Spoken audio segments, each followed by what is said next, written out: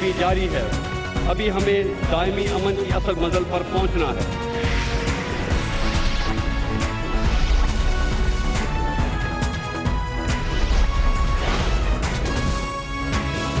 آپ دیکھ رہے ہیں خبروں، تبصروں اور تجزیات پر مبنی پاکستان کا سب سے معتبر نیوز شو دنیا، کامران خان کے ساتھ. السلام علیکم، میں ہوں کامران خان. سپریم کورٹ نے آج سابق وزیر اعظم نواز شریف کی ضمانت میں توسیع اور بیرون ملک علاج کے لیے جانے کی درخواستیں مسترد کر دی ہیں. یعنی منگل 7 مئی کو ضمانت ختم ہونے پہ نواز شریف کو دوبارہ کوٹ لکھپت جیل جانا پڑے گا. گویا کہ رمضان میں شدید گرمی اور ناسازی طبع اور روزوں کے باوجود نواز شریف کا کوٹ لکھپت جیل میں ہونا یقیناً ایک سخت دن آنے والے ہیں ان کے لیے. چیف جسٹس جناب آصف سعید کھوسہ نے 26 مارچ کو جناب نواز شریف کی العزیزیہ ریفرنس پہ 6 ہفتوں کے لیے سزا معطل کر کے فیصلے میں شرائط رکھی تھی کہ وہ پاکستان سے باہر نہیں جا سکتے ہیں. اگرچہ ہفتوں کے بعد نواز شریف نے خود کو قانون کے حوالے نہیں کیا تو انہیں گرفتار کیا جائے گا، جبکہ سرنڈر کرنے کے بعد اگر دوبارہ ضمانت کی ضرورت ہو تو ہائی کورٹ سے رجوع کیا جائے. تقریباً وہی صورتحال ہے جو اب سامنے آ گئی. اور آج سماعت کے دوران نواز شریف کے وکیل خواجہ حارث نے دلائل میں نقطہ اٹھایا کہ درست نہیں کہ 6 ہفتوں کے بعد جو بھی طبی صورتحال ہو لیکن گرفتاری دینا ضروری ہے. جناب چیف جسٹس آصف سعید کھوسہ نے ریمارکس دیے کہ سزا کی معطلی اور ضمانت پر رہائی انہونی بات ہے، لیکن پھر بھی 6 ہفتوں کے بعد آپ کے لیے تمام آپشنز موجود ہیں. یہ پیکج کا حصہ تھا کہ آپ 6 ہفتے بعد ضمانت میں توسیع کی درخواست دے سکیں گے. خواجہ حارث نے عدالت کو توجہ دلائی کہ توسیع کی درخواست اس لیے دی ہے کہ ضمانت کی مدت ختم ہو رہی ہے اور نواز شریف کی صحت بگڑ رہی ہے. انہیں اینجیوگرافی کی ضرورت ہے، کم از کم گرفتاری کے بغیر ہائی کورٹ سے رجوع کرنے کی ہی ہمیں اجازت دے دیں. یہ خواجہ حارث صاحب نے ریکویسٹ کی. اس پر چیف جسٹس نے ریمارک دیے کہ اینجیوگرافی کے لیے 1 گھنٹہ درکار ہوتا ہے، عدالت نے تو آپ کو 6 ہفتے دیے تھے. خواجہ حارث نے استدعا کی کہ نواز شریف کی صحت ایسی نہیں ہے کہ دوبارہ جیل جا سکے. رپورٹس کے مطابق ان کو وہی مرض لاحق ہو گیا ہے جس میں ان کے والد میاں محمد شریف کا انتقال ہوا تھا. اس پر چیف جسٹس نے ریمارکس دیے کہ یعنی ضمانت ملنے سے نواز شریف کا نقصان ہو گیا. چیف جسٹس نے استفسار کیا کہ خواجہ صاحب آپ کے موکل کو ضمانت علاج کے لیے دی تھی، آپ نے ٹیسٹ پر سارا وقت لگا دیا، اس پر تو ہم یہ سمجھیں گے کہ ان کی جان کو کوئی خطرہ نہیں ہے.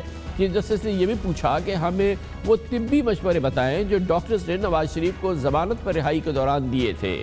چیف جسٹس نے پوچھا کہ پاکستان میں اچھے ڈاکٹرز اور مشینیں موجود ہیں، ہمیں کیسے معلوم ہوگا کہ یہاں ان کا علاج ممکن ہی نہیں. اس پر نواز شریف کے وکیل نے کہا کہ دنیا میں اینجیوگرافی کے متبادل کارڈیک MRI کی جا رہی ہے اور ڈاکٹرز کو کا مشورہ ہے کہ علاج بیرون ملک ہونا چاہیے. یہاں آغا خان ہاسپٹل تک نے کہہ دیا ہے کہ پاکستان میں کارڈیک MRI دستیاب نہیں ہے. خواجہ حارث نے تقریباً 1.5 گھنٹے دلائل دیے، جس کے بعد ججز نے کچھ دیر مشاورت کی اور چیف جسٹس جناب آصف سعید کھوسہ نے ڈسمس کہہ کر ضمانت میں توسیع کی درخواست مسترد کر دی. اور اس طرح سے جناب نواز شریف کے لیے آئندہ ہفتہ بہت سخت ہوگا. ایک ہفتہ مشکل دن شروع ہوں گے، اس کی باقاعدہ آج اطلاع ہو گئی ہے اور آئندہ منگل کو جناب نواز شریف کو کوٹ لکھپت جیل جانا پڑے گا، جہاں انہیں اپنے آپ کو جیل اتھارٹیز کے سامنے سرنڈر کرنا ہوگا اور اس کے بعد سے ان کی سزا کا عمل شروع ہو جائے گا، جو کہ اس ضمانت کی وجہ سے 26 مارچ کو رک گیا تھا. اس پوری صورتحال میں بات کرتے ہیں. پاکستان کے ممتاز سینئر قانون دان جناب سلمان اکرم راجہ ہمارے ساتھ موجود ہیں. بہت بہت شکریہ سلمان. بیرسٹر صاحب فرمائیے گا، جناب نواز شریف صاحب کے لیے اب کیا آپشن ہے؟ 7 مئی کو انہیں اپنے آپ کو کوٹ لکھپت جیل میں جا کے سرنڈر کرنا ہوگا، ان کی جیل ٹرم دوبارہ شروع ہو جائے گی اور آج سپریم کورٹ آف پاکستان کے آرڈرز کے تحت کیا وہ لاہور ہائی کورٹ سے اب دوبارہ ضمانت کے لیے رجوع کر سکتے ہیں یا نہیں؟ کیونکہ اس سے پہلے لاہور ہائی کورٹ سے تو ان کی ضمانت مسترد ہوئی تھی، پھر سپریم کورٹ نے اس کو اپروو کیا تھا. آئندہ چند دن اور آئندہ چند ہفتے جناب نواز شریف کے لیے قانونی لحاظ سے اس کا کیا پروسیس ہے جو اب چلے گا؟ لیکن جو سپریم کورٹ کی جو ججمنٹ ہے ظاہر ہے اس پہ عمل تو کرنا پڑے گا. سپریم کورٹ نے جب 6 ہفتے کی بیل دی تھی تو یہی کہا تھا کہ 6 ہفتوں کے اختتام پر آپ کو اپنے آپ کو سرنڈر کرنا ہوگا جیل حکام کے سامنے. لہٰذا جیل حکام کے سامنے جانا ہوگا اور اس کے بعد جیل میں رہتے ہوئے اگر مناسب سمجھا انہوں نے تو دوبارہ وہ ایک بیل کی درخواست دے سکتے ہیں، اور یہ اسلام آباد ہائی کورٹ میں ہوگی۔ پہلے بھی جو بیل نامنظور ہوئی تھی جس کے خلاف اپیل گئی تھی وہ اسلام آباد ہائی کورٹ کا آرڈر تھا، لہٰذا یہ چونکہ معاملہ اسلام آباد کا ہے، مقدمہ اسلام آباد میں چلا، مقدمہ درج اسلام آباد میں ہوا ہے، تو یہ اسلام آباد ہائی کورٹ ہی کی جورسڈکشن میں آئے گا معاملہ۔ اب اسلام آباد ہائی کورٹ اگر وہ جاتے ہیں تو ان کو پھر وہی جواز پیش کرنا پڑے گا جس کی بنیاد پہ سپریم کورٹ میں پہلے 6 ہفتے کی بیل ہوئی تھی، یہ کہ مجھے علاج کرانا ہے، اور جو بھی دستاویزات ہیں، جو بھی اب میڈیکل ریکارڈ ہیں، وہ اسلام آباد ہائی کورٹ کے سامنے رکھ کر سپریم کورٹ کے فیصلے کو، جو پچھلا فیصلہ تھا جس میں 6 ہفتے کی بیل دی گئی، اس کو نظیر بناتے ہوئے یہ استدعا کی جا سکتی ہے کہ مجھے وہ علاج جس کے لیے سپریم کورٹ نے بیل دی تھی اب بھی کرانا ہے، اور لہٰذا مجھے ہائی کورٹ اور مہلت دے۔ جب تک وہ پروسیس ہو اور یہ کیس سنا جائے اسلام آباد ہائی کورٹ میں، اس سے پہلے اگر نواز شریف صاحب کی ضرورت ہے یا وہ چاہتے ہیں یا ان کے ڈاکٹرز سمجھتے ہیں کہ انہیں جیل سے ہسپتال منتقل ہونا چاہیے، تو اس کا کیا پروسیس ہوگا؟ اس میں کتنے دن لگ سکتے ہیں؟ دیکھیں یہ بالکل ممکن ہے، جو جیل رولز ہیں، جیل رولز میں یہ گنجائش ہے کہ جیل حکام اگر یہ سمجھیں کہ کسی قیدی کو ہسپتال لے جانا ضروری ہے تو بیل کے بغیر بھی ہسپتال منتقل کیا جا سکتا ہے، ہسپتال کے کمرے کو سب جیل ڈکلیئر کیا جا سکتا ہے، مختص کیا جا سکتا ہے۔ تو یہ بات تو بیل کے علاوہ بھی ممکن ہے کہ جیل حکام اپنی جو رولز کے تحت جو ان کو ایک اختیار حاصل ہے اس کو استعمال کرتے ہوئے انہیں ہسپتال منتقل کرنے کی اجازت دے دیں۔ اور ایک چیز ہم نے دیکھی ہے کہ آج سپریم کورٹ کافی ڈسٹرب تھی، کیونکہ وہ سمجھتی تھی کہ جس مقصد کے لیے بیل دی گئی تھی جناب نواز شریف نے اور جس بیک گراؤنڈ میں دی گئی تھی، وہ اس جو وقت گزرا ہے وہ اس پہ وہ پورے نہیں اترے۔ مثال کے طور پہ ایک نارمل 1 گھنٹے کا ٹیسٹ ہے اینجیوگرافی، مگر انہوں نے 6 ہفتوں میں وہ اینجیوگرافی بھی نہیں کرائی۔ اور پھر یہ کہ جو آج جو گفتگو آج چیف جسٹس صاحب کی ان کے وکیل کے ساتھ ہو رہی تھی، اس میں بارہا یہ بات سامنے آئی کہ جو انڈرسٹینڈنگ سپریم کورٹ کی تھی کہ یہ 6 ہفتوں میں جو کچھ نواز شریف صاحب کے ساتھ ہوگا اپنے علاج کے لیے وہ کریں گے، وہ سب کچھ نہیں ہوا، جس کی وجہ سے کورٹ کافی ڈسٹرب تھی۔ یہ تو خیر ایک معاملہ میڈیکل نوعیت کا ہے کہ وہ علاج ان 6 ہفتوں میں کیوں نہیں ہوا جس کے لیے بیل کی استدعا کی گئی تھی۔ ہو سکتا ہے معقول وجہ ہو، اور یقیناً ہوگی، ڈاکٹروں نے شاید یہ سمجھا کہ وہ علاج اس وقت ممکن نہیں ہے، پہلے کوئی اور علاج ہونا ضروری ہے۔ لیکن یہ وہ تمام معاملات ہیں جن کو اب اسلام آباد ہائی کورٹ کے سامنے رکھا جا سکتا ہے، اور اسلام آباد ہائی کورٹ کو یہ بتایا جا سکتا ہے کہ اب اس علاج کا موقع آ گیا ہے، ان 6 ہفتوں میں نہیں ہو سکا لیکن اب ہم وہ علاج کرانا چاہتے ہیں اور کرانے کی پوزیشن میں ہیں، لہٰذا مہلت دی جائے۔ اور آپ کو اسی دوران ظاہر ہے کہ ان کے دوسرے کیسز بھی چل رہے ہیں، تو اس دوران کیا اسلام آباد ہائی کورٹ یا کوئی عدالت انہیں بیرون ملک جانے دے سکتی ہے؟ جبکہ ظاہر ہے کہ زیر سماعت مقدمات ہیں ان کے، اور ظاہر ہے کہ سزا تو ان کو ہو چکی ہے۔ جی بیرون ملک جانے کا جو معاملہ ہے اس کی میری نظر میں تو کوئی نظیر نہیں ہے، لیکن ظاہر ہے عدالت ثوابدید تو رکھتی ہے اگر ایسی صورتحال ثابت کر دی جائے عدالت کے سامنے کہ کسی قیدی کی جان کو خطرہ ہے اور ملک میں بالکل علاج قطعاً ممکن نہیں ہے، تو یہ عدالت کی پھر ثوابدید ہے۔ پہلے غالباً ایسی نظیر کوئی نہیں ہے، لیکن میں پھر یہی عرض کروں گا کہ عدالت ہر قسم کی ثوابدید رکھتی ہے۔ بہت بہت شکریہ جناب سلمان اکرم راجہ۔ آپ کہہ رہے تھے کہ جناب نواز شریف کے پاس آپشن یہ ہے کہ اسلام آباد ہائی کورٹ رجوع کرے، ضمانت کی وہاں درخواست وہ دے سکتے ہیں، اسی بنیاد پہ جو آج انہوں نے سپریم کورٹ پہ ان کے وکیل نے سپریم کورٹ کے سامنے رکھے، اس کے بعد اسلام آباد ہائی کورٹ فیصلہ کر سکتی ہے، ضمانت ان کی ہو سکتی ہے۔ لیکن بیرون ملک جانا اس سے پہلے پاکستان میں ایسا ہوا نہیں ہے کہ سزا یافتہ ملزم زیر سماعت مقدمات میں عدالت اسے باہر جانے کی اجازت دے دے، ایسا کبھی ہوا نہیں ہے اس سے پہلے۔ کمر سے بریک، اس کے بعد ذکر کریں گے جناب آصف علی زرداری، بلاول بھٹو زرداری آج کل تقاریر کر رہے ہیں، بیانات دے رہے ہیں کہ نیب اور معیشت ایک ساتھ نہیں چلتی، نیب کو روکنا ہوگا، لیکن چیئرمین نیب نے ان کا جواب دیا ہے، انہوں نے کہا کہ نیب اور معیشت ساتھ ساتھ چل سکتی ہے، بلکہ تیز چل سکتی ہے۔ بڑی دلچسپ بحث ہے، اس کی بات کرتے ہیں چھوٹے سے وقفے کے بعد۔ بڑی دلچسپ بحث جاری ہے پورے ملک میں، اور اس میں خاص طور پہ اس کا موضوع یہ ہے کہ کیا نیب کی موجودہ کارروائیاں اور معیشت ایک ساتھ چل سکتی ہیں یا نہیں۔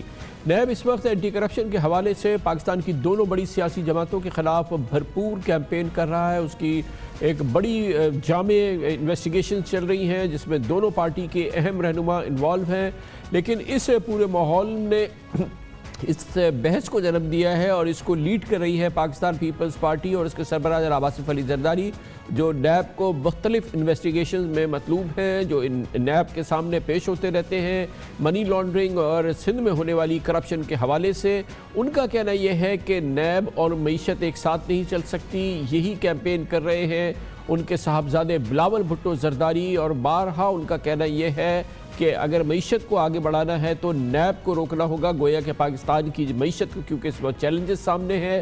بلاول بھٹو زرداری اور آصف زرداری کہتے ہیں کہ اس کے لیے نیب کو روکنا ہوگا۔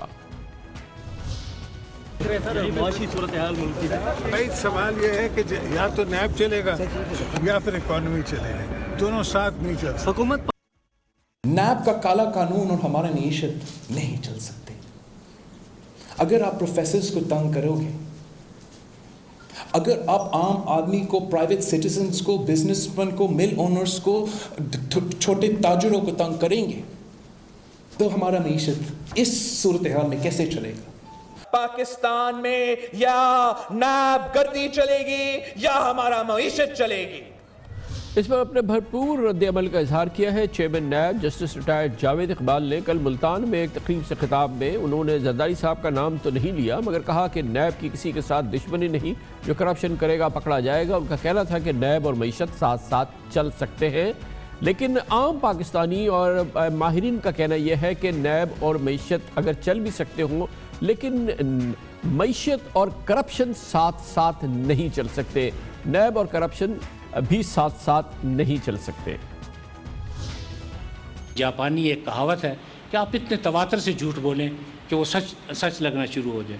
اس تواتر سے جھوٹ بولا گیا کہ جی وہ معاشی سرگرمیاں مان پڑ گئی، تجارتی سرگرمیاں مان پڑ گئی ہیں، تاجر صاحب بزنس مین وہ تو کام نہیں کرتے۔ میں نے پھر اسلام آباد میں چیمبر آف کامرس کو ان سے گزارش کی کہ میں آپ سے بات چیت کرنا چاہتا ہوں۔ چیمبر آف کامرس کے نمائندے آئے، ان سے میں نے بات چیت کی۔ ایک شکایت یہ سامنے نہیں آ سکی کہ جی نیب کے اس قدم اٹھانے کی وجہ سے معیشت پر خراب اثرات مرتب ہوئے۔ لہٰذا جو لوگ یہ کہتے ہیں کہ جی نیب اور معیشت ساتھ ساتھ نہیں چل سکتے، وہ غلط کہتے ہیں۔ ان کو کہنا یہ چاہیے کہ جی نیب اور کرپشن ساتھ ساتھ نہیں چل سکتے، نیب اور معیشت ساتھ ساتھ چلیں گے۔ نیب اور کرپشن بھی نہیں چل سکتے اور معیشت اور کرپشن بھی ساتھ نہیں چل سکتے۔ اس بات میں بھی شک نہیں ہے کہ نیب اور معیشت ساتھ چل سکتے ہیں، لیکن ملک کی موجودہ معاشی صورتحال کو دیکھ کر یہ ضرور کہا جا رہا ہے کہ کرپشن اور معیشت ساتھ نہیں چل سکتے، مگر یہ بات بھی بہت زور سے کہی جا رہی ہے کہ اور وہ نیب کو ذہن میں رکھنی ہوگی کہ کہیں کرپشن کے خلاف اقدام پاکستان کی تجارتی تاجر برادری کو، پاکستان کے سرمایہ کاروں کو، پاکستان کے کاروباری ماحول کو خوف زدہ نہ کر دے۔ اور آج یہ بات بہت شدت سے کہی جاتی ہے کہ ایسا کچھ ہو رہا ہے، کیونکہ یہ بات معیشت کے لیے ایک بہت ہی بڑی اس کے لیے مشکل کیفیت پیدا کر سکتی ہے، اور یہ ہر سطح میں بات کی جا رہی ہے۔ اور اس کا برملا اظہار کیا تھا جناب اسد عمر نے، جو اپنے وزیر خزانہ کی حیثیت سے ہمارے پروگرام میں انہوں نے انٹرویو دیا تھا، بڑا تفصیلی، چند گھنٹوں بعد انہوں نے وزارت خزانہ چھوڑ دی تھی، مگر اس انٹرویو میں انہوں نے یہ بات بہت زور دے کے کہی تھی۔ میرے خیال میں یہ نیب کا قانون جو پرائیویٹ سیکٹر کے پیچھے جانا شروع ہو گیا ہے، اس کے اندر ترمیم کی ضرورت ہے۔ کاروباری طبقے، دو پرائیویٹ پارٹیز کا پرائیویٹ ڈسپیوٹ، اس کے اندر نیب گھس گئی ہے، اور جیسے جیسے آپ نے نام لیے، اب کیس کیسے ہو رہے ہیں کہ اس انسان نے غلطی یہ کی کہ سرکاری کوئی ادارہ تھا، اس ادارے کے اوپر حکومت نے کہا کہ جی آپ آئیں، اس کی بہتری کرنی ہے، تھوڑا ٹائم نکالیں اور آپ اس کے بورڈ پہ بیٹھ جائیں۔ نہ وہ اس کی کوئی فیس لیتا ہے، نہ کچھ کرتا ہے، وہ اپنا ٹائم نکال کے وہاں پہ آتا ہے۔ اس ادارے میں نیچے کوئی غلط کام ہوا، آپ نے اس کے بورڈ کے ممبرز کے اوپر نیب ریفرنس کر دیے۔ یہ تو ظلم ہو رہا ہے۔ پاکستان کے کاروباری طبقے کو، ان لوگوں کو جنہوں نے پاکستان کی معیشت چلانی ہے، ان کو تو اس خوف سے آزاد کیا جائے۔ یہ بڑا ڈیلیکیٹ بیلنس ہے، کیونکہ ہر پاکستانی کی یہ خواہش ہے کہ کرپشن کی بے کنی ہو، اور جو بڑی کرپشن ہے اس کی ہر حالت میں بے کنی ہو۔ یہ نیب کی ذمہ داری ہے، اور نیب یقیناً بہت بھرپور اس وقت ایکشن لے رہا ہے، بہت بھرپور کارروائیاں کر رہا ہے، اور یقیناً پاکستان کی جو پولیٹیکل ایلٹ ہے، ایک جو پاکستان کی ایلٹ کلاس ہے پولیٹیشنز کی، چاہے اس کا تعلق پی ایم ایل این سے ہے، چاہے اس کا تعلق پیپلز پارٹی سے ہے، اس کے خلاف بھرپور ایکشن ہو رہا ہے، بھرپور تحقیقات ہو رہی ہے، اور یہ سب خام خیالی نہیں ہے، اس کی بنیاد بہت ہی مستند شواہد ہیں جو کہ سامنے آ رہے ہیں۔ مگر اس پوری صورتحال میں بہرحال معیشت کو چلانا ہے، اور ایک ہیرسمنٹ کی فضا اگر وفاقی اداروں کی جانب سے معیشت سے منسلک لوگوں پر آتی ہے یا پرائیویٹ سٹیزنز پر آتی ہے، اس کو بھی دیکھنا ضروری ہوگا، اور اس ڈیلیکیٹ بیلنس کو جو ہے وہ مینٹین کرنا ہوگا کسی صورت میں۔ اس کے لیے بات کرتے ہیں، ہمارے ساتھ موجود ہیں پاکستان کے ممتاز سینئر قانوندان، لاہور ہائی کورٹ کے سابق جج رہ چکے ہیں، اور نیب میں بھی پراسیکیوٹر جنرل کی خدمات سر انجام دیے، جناب عرفان قادر ہمارے ساتھ موجود ہیں۔ بہت بہت شکریہ عرفان قادر صاحب، آپ کو ملک کی فضا کا علم ہے، اس وقت جو پوری صورتحال ہے۔ اسد عمر صاحب کی بھی گفتگو آپ نے سنی، آصف زرداری صاحب کی بھی گفتگو آپ نے سنی۔ اسد عمر صاحب کی ایک انڈیپینڈنٹ، بڑی سوچی سمجھی اور بہت ہی ونٹیج پوائنٹ آف ویو سے ان کی ایک انڈیپینڈنٹ رائے تھی۔ آصف علی زرداری صاحب کی جو ویوز ہے وہ یقیناً اس میں ایک پریجڈس ہے، کیونکہ ان کے خلاف باقاعدہ کارروائی ہو رہی ہے، لیکن جو موضوع ہے کہ معیشت اور نیب ایک ساتھ چل سکتے ہیں یا نہیں، اس پہ آپ کیا کہیں گے؟ جی دیکھیں، میں نے نیب کو ایک خاص پرسپیکٹو سے، ایک خاص فریم آف ریفرنس سے دیکھا ہے۔ سب سے پہلے تو میرے سامنے وہ نیب کے کیسز آئے تھے جبکہ کورٹ نے بھی میری رائے لی تھی، اور میں جب اٹارنی جنرل تھا پاکستان کا تو ایک کیس آیا جس میں کہ کورٹ کی طرف سے یہ کہا گیا کہ یہ تو پرائیویٹ پارٹیز کا معاملہ ہے۔ اس کے باوجود کورٹ نے جب آرڈر کیا تو اٹارنی جنرل سے امید لگائی کہ انہوں نے لکھا کہ we expect that the attorney general for Pakistan will set the law in motion and will ensure that culprits are brought to book. یہ انہوں نے آرڈر کیا۔ ابھی بات ہو رہی تھی کہ پرائیویٹ معاملات میں نیب آ جاتی ہے، تو عدالتوں میں پاکستان کی سپریم کورٹ نے خود اس طرح کا ایک آرڈر کیا تھا۔ اس کے علاوہ ایک تو میرا وہ ایکسپیرینس تھا جو میں نے ایز اٹارنی جنرل نیب کو دیکھا، خاص طور پہ جس طرح کے کارکے کا میٹر آ گیا تھا اور وہ رینٹل پاور کا میٹر آ گیا تھا، اور سپریم کورٹ کی طرف سے ایک بہت زیادہ کوشش ہو رہی تھی کہ یہ تمام معاملات جو ہیں وہ نیب ٹیک اوور کر لے، اور پھر کچھ اور بھی معاملات تھے جن میں ایونچولی لوگ ایکوٹ ہو گئے تھے۔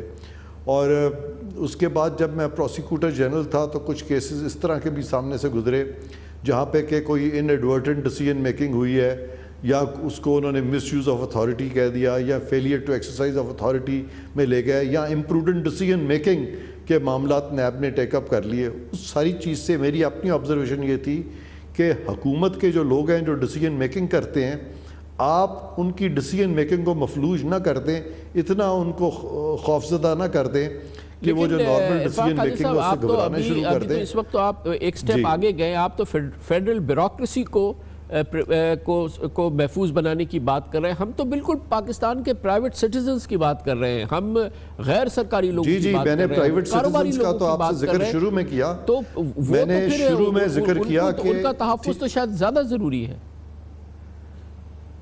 آپ بالکل صحیح کہہ رہے ہیں۔ مثلاً اس طرح کے معاملات جب آئے نیب میں کہ انہوں نے پیٹرولیم پرائسز کو ریگولیٹ کرنے کی کوشش کی، یا شوگر پرائسز کی بات ہوئی، یا عدالتوں میں یہ معاملات آئے نیب کے ساتھ ساتھ، تو یہ آپ کی بات ٹھیک ہے کہ پرائیویٹ سیکٹر جو ہے اس پہ بھی یہ ان اے وے اثر انداز ہوئے، اور اس حد تک اگر آپ کنٹرول فریک بنیں گے، عدالتیں بھی اور احتساب بھی، یعنی نیب بھی، تو اور پھر پبلک کنٹروورسیز میں اگر چیئرمین نیب اپنے آپ کو ڈالیں گے اس طرح کی جو انہوں نے ابھی تقریر کی ہے، کیونکہ ججز کے بارے میں جو کوڈ آف کانڈکٹ ہے اس میں تو خاص طور پہ یہ کہا گیا ہے کہ وہ کسی پبلک کنٹروورسی میں نہیں آئیں گے، اور سپریم کورٹ کے جو ججز ہیں ان کو اور چیئرمین نیب کو تقریباً موازنہ کیا گیا، اور کہا گیا کہ چیئرمین نیب پر بھی کسی طرح سے بھی اس کو اپنے عہدے سے نہیں ہٹایا جا سکتا، ماں سوائے ان گراؤنڈز پہ جس پہ سپریم کورٹ کے ججز کو نکالا جا سکتا ہے۔ اور سپریم کورٹ کے ججز کے جو کوڈ آف کانڈکٹ ہے اس میں لکھ دیا گیا ہے کہ پبلک کنٹروورسی میں وہ نہیں آئیں گے، تو چیئرمین نیب میں سمجھتا ہوں ان کو نہیں چاہیے کہ وہ پبلک کنٹروورسی میں آئیں، اور اس طرح کے معاملات میں جہاں کوشش ہوتی ہے کہ پبلک گڈ میں ہم کنٹرول فریک بن کے، یہ بھی تو کہا جاتا ہے نا کہ best government is the least government, تو اس حد تک اگر آپ انٹرفیئرنس شروع کر دیں جہاں پہ کہ ڈسٹنکشن کرنا ناممکن ہو جائے کہ یہ انیڈورٹنٹ ڈیسیجن میکنگ ہے، یہ امپروڈنٹ ڈیسیجن میکنگ ہے، یا یہ واقعی کرپشن ہے، تو جب تک کرپشن کے شواہد نہ ہوں، میں سمجھتا ہوں کہ اس طرح کے معاملات میں جس سے کہ پاکستان کی اکانومی پہ اثر انداز ہوں ڈیسیجنز، تو اس سے میں نیب کو بھی اجتناب کرنا چاہیے اور عدالتوں کو بھی ان معاملات میں نہیں آنا چاہیے جس سے کہ ہماری معیشت جو ہے وہ سفر کرے۔ حقیقت ہے کہ جس ملک میں کرپشن کم ہوگی یا نہیں ہوگی، جہاں پہ گورنمنٹ کلین ہوگی، جہاں پہ گورنمنٹ کے ٹھیکے، خریداریاں، فروخت اور تمام معاملات جو ہیں، اور جو اس کے پبلک سیکٹر ڈیولپمنٹس پروگرام ہیں وہ شفاف ہوں گے، تو وہاں پہ معیشت فروغ پا رہی ہوگی، وہاں زبردست انداز سے کام ہو رہا ہوگا۔ تو نیب اگر یہ کر رہی ہے کہ گورنمنٹ سیکٹر کو کرپشن سے، اس کی کرپشن پر اس کو چیلنج کر رہی ہے، اس کو صاف کرنے کی کوشش کر رہی ہے، یہ پہلو تو بہت ہی شاندار ہے نا۔ یہ اگر باقی دل جمی سے یہ ساری چیزیں ہو جائے تو الٹیمیٹلی تو پاکستان کا بھی اور معیشت کا بھی فائدہ ہوگا۔ جی واقعی اگر اس طرح ہو رہا ہو تو معیشت کا بہت فائدہ ہو سکتا ہے، لیکن جو کچھ گراؤنڈ ریالٹیز ہیں وہ سم ہاؤ انفارچونیٹلی اس کے برعکس ہیں۔ مثلا میں آپ کو بتاتا ہوں کہ نیب میں یہ کارکے کا میٹر چلا گیا، وہ نیب نے بھی ٹیک اپ کر لیا، وہ میٹر سپریم کورٹ نے بھی ٹیک اپ کر لیا۔ نتیجہ کیا نکلا کہ پاکستان کے خلاف بہت سارے ڈیمیجز جو ہیں وہ انٹرنیشنل آربیٹریشن میں، وہ جو ایکسڈ ہے وہاں پہ پاکستان کے خلاف انارمس اماؤنٹس جو انہوں نے ڈیمیجز میں دے دیے۔ پھر ایک اور معاملہ اسی طرح کا آیا جو کہ خیال کیا گیا کہ جی یہ جو کانٹریکٹس دیے گئے ہیں یہ تو کرپشن کی بنیاد پر ہیں، یا یہ صحیح نہیں دیے گئے، یا کورٹ نے اسٹرائک ڈاؤن کر دیا۔ مثلا ریکارڈک کا معاملہ ہمارے سامنے ہے۔ تو اس طرح کے بہت سارے جو معاملے ہیں اس سے معیشت کا فائدہ نہیں ہوا بلکہ ملک کا شدید نقصان ہوا۔ بہت بہت شکریہ جناب عرفان قادر ہمارے ساتھ موجود تھے۔ کمرشل بریک کے دوران آپ نیوز ہیڈ لائنز دیکھیں، جس کے بعد ہم اپنے پروگرام کے باقی حصے کے ساتھ واپس آتے ہیں۔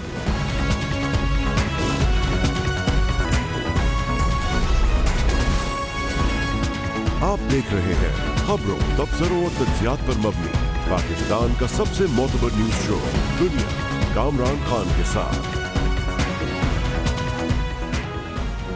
اس پروگرام میں آپ نے دیکھا ہوگا کہ بارہا ہم ذکر کر چکے ہیں، ہائی لائٹ ہم نے کیا ہے کہ پاکستان کی معیشت، کاروبار اور سرمایہ کاری تقریباً ایک منجمد کیفیت میں ہے۔ پاکستان تحریک انصاف کی 9 مہینے کی اس حکومت کے دوران یہ اس کا سب سے بڑا چیلنج ہے اور یہیں پہ اس کی سب سے بڑی ناکامی نظر آتی ہے۔ اس کی بنیادی وجہ یہ ہے کہ 9 مہینے حکومت میں رہنے کے باوجود پاکستان تحریک انصاف کی یہ حکومت کاروباری طبقے کو، پاکستان کے سرمایہ کاروں کو، معیشت سے منسلک لوگوں کو یقین سے ایک سمت کا تعین نہیں دے سکی ہے، اور یہ پورا سیکٹر جو ہے وہ بے یقینی کی کیفیت سے دوچار ہے پچھلے 9 مہینوں کے دوران، بلکہ ہر مہینے اس بے یقینی اور انسرٹینٹی کی جو صورتحال ہے اس میں اضافہ ہی ہوتا گیا ہے۔ اس کی بڑی ہیوی کاسٹ ادا کی ہے پی ٹی آئی کی حکومت نے اور پاکستان کی معیشت نے، کیونکہ پاکستان کا کاروباری اور تجارتی حلقہ اپنے ہاتھ روک کے بیٹھا ہوا ہے اور کاروبار کا اور معیشت کا پہیہ جام ہے، کیونکہ اسے نہیں پتا کہ مختلف کلیدی معاملات میں آئندہ آگے وقت میں کیا ہونے والا ہے۔ مثال کے طور پہ اس کو نہیں پتا کہ پاکستان میں بینکوں کا انٹرسٹ ریٹ کیا رہے گا، اس کو یہ نہیں پتا کہ پاکستان کے روپے کی قدر ڈالر کے مقابلے میں کہاں رکے گی، اسے یہ نہیں پتا کہ آئی ایم ایف کے ساتھ پروگرام ہوگا تو کب ہوگا اور اس کے کیا نتائج نکلیں گے، اسے یہ نہیں پتا تھا کہ ایمنسٹی اسکیم جو کہ آ رہی ہے اور جس کا بڑا شور ہے، اور جب وہ آئے گی تو اس کے قد و خال کیا ہوں گے۔ اور اسی دوران گو کہ پاکستان کا عام آدمی اس سے متاثر نہیں تھا، لیکن کئی بار کہا گیا کہ بھارت سے جو تعلقات میں خرابی ہے اس کی بڑی وجہ وہاں کا مخصوص ماحول ہے اور اس کی بڑی وجہ یہ ہے کہ وہاں الیکشن ہو رہے ہیں۔ لیکن آج اسی پروگرام کے ذریعے ہم آپ کو بتا سکتے ہیں کہ یہ بے یقینی کی یہ کیفیت ختم ہونے والی ہے۔ اس میں مہینوں نہیں بلکہ چند ہفتوں کی بات ہے، بلکہ کچھ دنوں کے اندر ہر حالت میں یہ بے یقینی کی کیفیت ختم ہو جائے گی اور ان تمام بے یقینی کی کیفیت سے جڑے ہوئے مسائل جو ہیں وہ حل ہوتے نظر آئیں گے۔ مثال کے طور پہ ہم پورے یقین سے کہہ سکتے ہیں کہ آئندہ چند دنوں میں پاکستان کا بالآخر آئی ایم ایف کے ساتھ ایک معاہدہ ہو جائے گا اور وہ اپنی پوری شکل میں سامنے آ جائے گا، اور اس حوالے سے جو پھر آئی ایم ایف کے معاہدے سے جڑے ہوئے پاکستان کے معیشت کے خد و خال ہیں وہ واضح ہو جائیں گے۔ اس طرح سے یہ ایک بہت بڑی بے یقینی جو ہے وہ آئندہ چند دنوں میں ختم ہو جائے گی۔ اسی لیے ہم سمجھتے ہیں کہ آئندہ 4 ہفتے آپ انتظار کر لیں، سے یہ تمام ابہام جو ہے، یہ کنفیوژن جو ہے ختم ہونے والا ہے. IMF سے معاہدہ ہو جائے گا. اس کے ساتھ ہی یہ بات بھی بالکل طے ہو گئی ہے کہ آئندہ ہفتے 10 دن کے اندر وہ ایمنسٹی اسکیم آ جائے گی جو PTI کی پہلی، مگر وہ اس کا دعویٰ ہے کہ پاکستان کی آخری، مگر پاکستان کی سب سے پرکشش اور سمپل ایمنسٹی اسکیم ہوگی، اور جس میں سے معیشت کا ایک بڑا حصہ جو کہ انڈاکیومنٹڈ ہے وہ ڈاکیومنٹڈ ہو جائے گا، اور یہ اسکیم بھی جو ہے یہ آئندہ چند دنوں میں سامنے آ جائے گی. اسی کے ساتھ ہمیشہ انتظار رہتا ہے، اور اس دفعہ کچھ زیادہ ہی ہے. قومی بجٹ آ جائے گا. اس کے لیے فیصلہ ہو چکا ہے کہ 24 مئی کو قومی بجٹ کا اعلان ہوگا. اس سے پہلے IMF کا پروگرام ہو جائے گا، اس سے پہلے ایمنسٹی اسکیم آ جائے گی، پھر بجٹ آ جائے گا. گویا کہ یہ سب کچھ آئندہ 3 ہفتوں میں ہو جائے گا، اور اس حوالے سے تمام بے یقینی کی کیفیات جو ہیں وہ ختم ہو جائیں گی. اچھی بری جو بھی صورتحال ہوگی سامنے آ جائے گی، کیونکہ اس وقت بزنس کمیونٹی کا سب سے پہلا اس کی ریکوائرمنٹ یہ ہے کہ کم از کم سرٹینٹی تو سامنے آئے، پتہ تو چلے کہ ہم کس حالت میں آگے بڑھ رہے ہیں. اور اسی حوالے سے پاکستان کے خطے میں ہونے والی ڈیولپمنٹ کے لحاظ سے ایک بہت اہم ڈیولپمنٹ وہ بھی آئندہ چند دنوں میں ہو جائے گی، اور وہ یہ کہ 23 مئی کو بھارت کے ہونے والے الیکشنز کے نتائج سامنے آ جائیں گے، اور ہمیں پتہ چل جائے گا کہ وہاں کس کی حکومت بن رہی ہے. اور بھارت میں جو جنگوازم ہم نے دیکھا ہے الیکشن کیمپین کے دوران، خیال یہ ہے ماہرین کا، خود ہمارے وزیر اعظم کا، کہ وہ ختم ہو جائے گا، اور شاید پاکستان اور بھارت کے درمیان کوئی تعلقات کی یا بات چیت کی کوئی نئی راہیں کھلے. گویا کہ اگلے 4 ہفتے اس بے یقینی کیفیت کو ختم کرنے کے لیے فیصلہ کن ہوں گے، اور یہ یقینی طور پہ بے یقینی ختم ہو جائے گی. اس حوالے سے آج ایک اہم اطلاع بھی دی ہے اور معلومات دی ہے پاکستان کے وزیر اعظم کے مشیر خزانہ، جو کہ اس وقت خزانے کے امور کے سب سے رسپانسبل پرسنالٹی ہے، ڈاکٹر حفیظ شیخ. ان کا کہنا یہ تھا کہ آج انہوں نے باقاعدہ بتایا کہ IMF کے ساتھ مذاکرات بھرپور انداز میں آگے بڑھ رہے ہیں، اور ایسا معاہدہ ہو رہا ہے جو پائیدار معیشت اور استحکام کی بنیاد ڈال دے گا. گویا کہ تمام چیزیں طے ہو رہی ہیں اور ہو چکی ہیں. IMF exists as an international institution to try and deal with situations approaching an economy in not the right balance macroeconomically. So we are having negotiations with them, and obviously we have to ensure that a reasonable program gets developed so that one can create a platform for sustainable macroeconomic stability, and to ensure that we also use that to enhance further our relationship with other international players such as the World Bank, the Asian Development Bank, the Islamic Development Bank, our bilateral friends, and so on. متعدد اندازہ یہ ہے، اور تمام باخبر ذرائع کہتے ہیں کہ ہفتہ 10 دن کے دوران IMF کے ساتھ پروگرام طے پا جائے گا. IMF کے ساتھ معاہدے کے تمام معاملات طے ہو جائیں گے. ہفتہ 10 دن ہی لگیں گے. پاکستان کی تاریخ کی جو کلیم کیا جا رہا ہے سب سے پرکشش ایمنسٹی اسکیم بھی سامنے آ جائے گی، اور یہ بالکل اب تیاری کے آخری مرحلے میں پہنچ چکی ہے، اور اس کے تمام جو اس حوالے سے جو ریزرویشنز یا جو سوالات تھے وہ دور کر لیے گئے ہیں. کل ہمارے پروگرام میں کابینہ کے وزیر برائے محصولات حماد اظہر نے اس کا باقاعدہ اعلان کیا. 10 مئی تک IMF کی ٹیم یہاں پہ موجود ہے. انشاءاللہ تعالی ہم ان کے ساتھ معاملات فائنلائز کر لیں گے. انشاءاللہ ایک آدھے ہفتے کے اندر ایمنسٹی اسکیم کو بھی ہم سامنے لے کے آئیں گے. ایک بہترین اسکیم ہے، اس کے اندر کوئی لوپ ہول ہم نے نہیں چھوڑا، تمام لوگوں کی مشاورت بھی لی ہے، اور سادہ اسکیم ہے. آپ وکیل کے پاس جانے کی ضرورت نہیں پڑے گی، اکاؤنٹنٹ کے پاس جانے کی ضرورت نہیں پڑے گی. ایک سادہ اسکیم ہے. اس کا مقصد ایمنسٹی اسکیم کا یہ ہے کہ وہ پیسہ جو اس وقت بلیک اکانومی میں پڑا ہے اور کسی پروڈکٹیو یوز پہ نہیں لگ رہا، اس کو اس بلیک اکانومی سے نکال کے اس میں لے کے آئیں. کیونکہ یاد رکھیں کہ ہم بینامی رولز بھی امپلیمنٹ کر چکے ہیں، اور دنیا میں جہاں پہ بھی بینامی رولز امپلیمنٹ ہوتے ہیں ان کے ساتھ ایک مرتبہ ایمنسٹی دی جاتی ہے، تاکہ جو ایڈجسٹمنٹ ہونی ہے وہ زیادہ پینفل نہ ہو. گویا کہ جو میں کہہ رہا ہوں کہ بے یقینی کی کیفیات اب ختم ہونے کے دن آ گئے ہیں، اور ٹھوس اس میں معاملات ہیں. IMF ہو جائے گا 10-12 دن میں.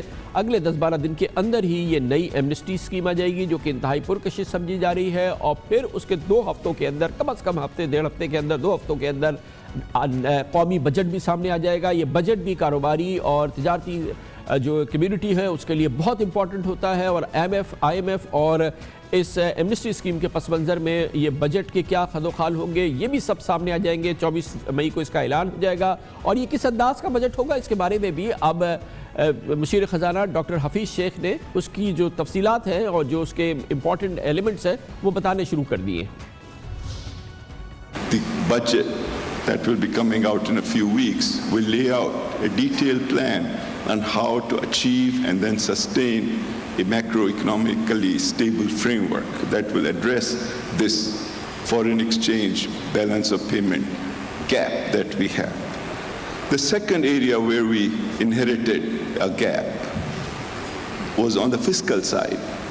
So the new budget again will lay out new revenue areas, new ways of formulating policies, new types of rates, and new type of incentives to begin to narrow this gap and then achieve balance in this second component of the macroeconomy. اور اس کے فوراً بعد بہتری کا سفر شروع ہو سکتا ہے اور اس کے لیے پوٹینشیل بھرپور انداز میں موجود ہے، بلکہ بڑی تیاریاں بھی ہو رہی ہیں پاکستان کے ایکسپورٹ سیکٹر میں، خاص طور پہ پاکستان کے ٹیکسٹائل سیکٹر میں ایکسپینشن کی اور اس میں سرمایہ کاری کی بہت ہی مستند خبریں موجود ہیں، جبکہ مشیر تجارت عبدالرزاق داؤد نے 3 روز قبل ہمارے اس پروگرام میں کہا تھا کہ چین نے FTA کے ذریعے اپنے دروازے پاکستان کے لیے کھول دیے ہیں اور یہ ایک بہت بڑی ڈیولپمنٹ ہے پاکستان کے لیے اپنی ایکسپورٹس کو بڑھانے کے لیے، اور اس حوالے سے وہ بہت زیادہ ایکسائٹڈ نظر آ رہے ہیں۔ وہ سمجھتے ہیں کہ یہ ٹھوس اور بہت ہی سالڈ ابتدا ہو چکی ہے جو کہ اس غیر یقینی ختم ہونے کے بعد شاید پاکستان کو آگے بڑھانے میں معاون ثابت ہو۔